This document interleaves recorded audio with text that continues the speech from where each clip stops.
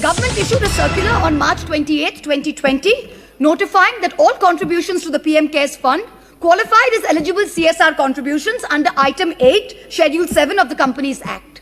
But it also disqualified contributions made to the state relief funds from being treated as valid CSR activities.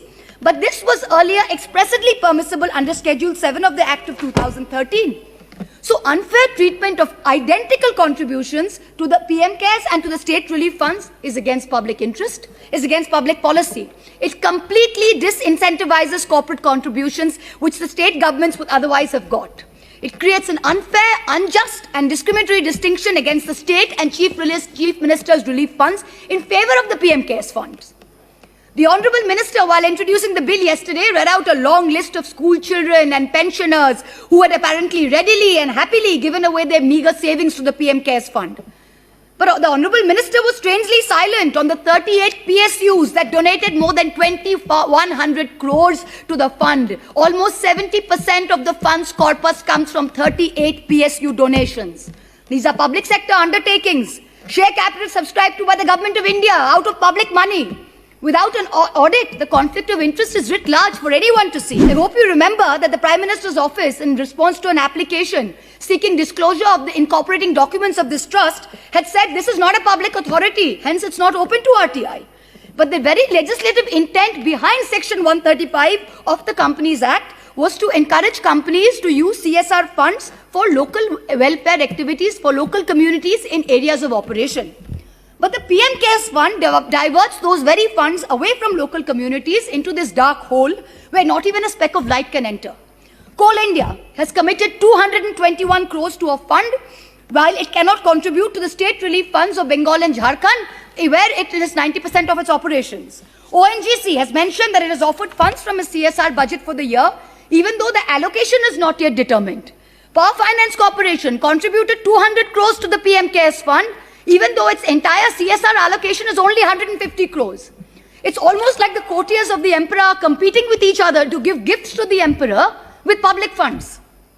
If these improprieties were not enough, then please consider the massive donations made by Chinese companies. This is horrific. Xiaomi, a Chinese company accused of snooping on people, gave the fund 10 crores. TikTok, currently banned by this government only a few weeks ago, gave 30 crores. Huawei, banned around the world for its well-documented links to the Chinese army, gave 10 crores. Why did you take this money from our enemies? Why don't you return this tainted money?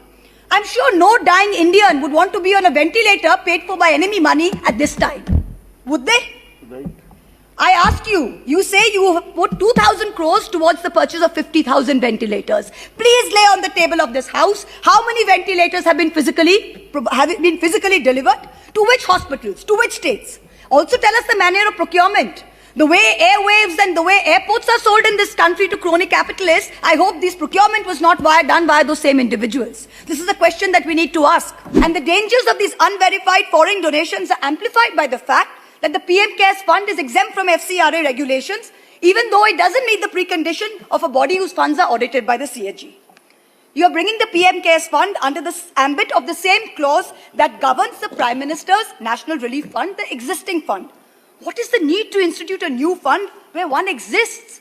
Prime Ministers will come and go, but the existence of a fund is not up for discussion. What is this need to name everything after one individual? What is this need? This is a democracy. It is not an elected autocracy. We need to remind this government. First, you are raising funds on the basis of public office. The very name, a Prime Minister's fund, makes people think this is government authority. So by saying it is not open to RTI, you are running away from the spirit of transparency you claim to be wedded to. Second, cabinet ministers are trustees administering the funds. So you are impermissibly expanding the scope of your ministerial office in excess of the mandate determined by the Constitution. The third, your commandeering resources. Donations are done by default. A circular issued on April 17 by the Department of Revenue under the Ministry of Finance told every officer and staff of the Government of India to contribute 1 day's salary till March 21.